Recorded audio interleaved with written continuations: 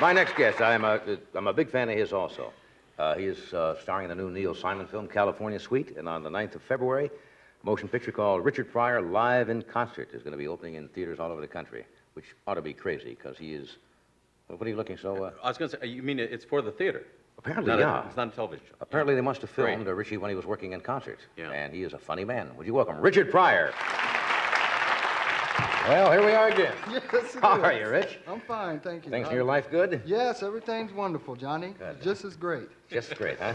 It's really... Haven't been doing any sniping for the new year or anything like that? Just keep life interesting, you know? No, I haven't been doing anything. I was just, you were talking about the earthquake, and it happened... Were you watching the game then? Yes, I was. I was in bed watching, and the kids, my kids run in there, and they were really scared. And I don't know why I brought that up. Well, because his kids were scared. I remember that in the big one, when they had the big earthquake, I lived in a building on Sunset, and it was a 14-story building, and I lived on the 3rd floor, but it was in the basement. and it was early in the morning, and I was in bed, and I was naked, and I was just laying there, and the windows start popping out. And I said, God, this is it. And I grabbed a samurai sword and a fifth of whiskey and went out in the streets. And everybody, after that earthquake, everybody started getting very friendly with black people because they figured we knew God or something. You don't mess with a cat with a samurai sword and a bottle of whiskey. No, you just say, hi, neighbor. They were going, there was a lot of people going, hi, how are you? No, it just was really weird. The people was like the Village of the Damned or something. People really just, they hadn't...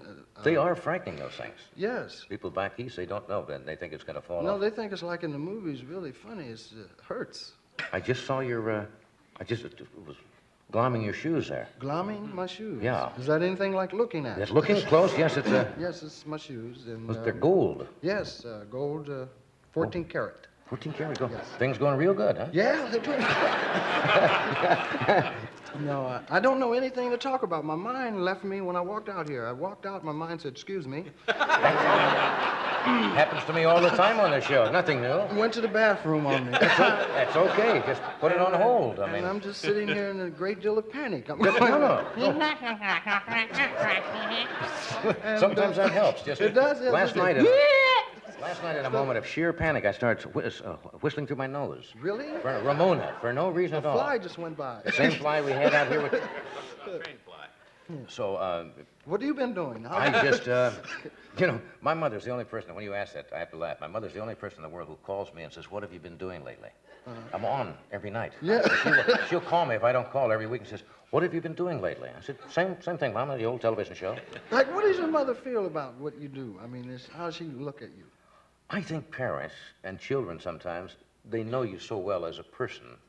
They have nothing special particularly. I'm sure they're proud like your parents are, and Tim's parents, but they don't treat you like the general public. The general public sees and say, Richie Pryor, Tim Conway. Well, now, when you go home, you don't get that, do you? Not at all. Your kids look at you and say, hi, Dad, or whatever. My kids... They'll go see somebody else. I remember when I was writing for Red Skelton years ago, I was doing a local show. I didn't really want to know, Johnny. I'm just kidding. Well, wait, you didn't want to know that much, did you? I told you a lot more than you really wanted to know. Well, anyway, now that I'm rolling, I was writing for Skelton, and I had a local show on KNXT, and in comes Red Skelton kids and run over to me. That shows you the thing. There was their dad, one of the biggest stars in the world, but they'd seen me on television. That's all. That's the Dick Gregory told me one time he was walking with his kids, and the man came up and asked for his autograph, and his children said, "What they want your autograph for? You ain't nobody." Yeah. That's the whole attitude. My kids were in the car with me. We were driving, and my kids were. They said I asked them had they been making obscene phone calls. You know, because when you're young, you call people up and go, hi, and say something and hang up. You know, that's fun, clever, you know. And my kids confessed that they did, and my daughter said, I called up somebody and we had a radio contest.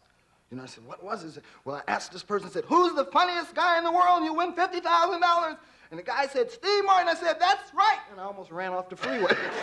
Your own daughter? Yeah, my own daughter. I said, Well, of course, they don't see you in that light. I said, well, Steve, you got to get him to get you something for Christmas. That's right. Take you to the park next week, right? And a nice vacation, because you're going to be home. I'm going to do this. We're going to come right back, so that's a promise.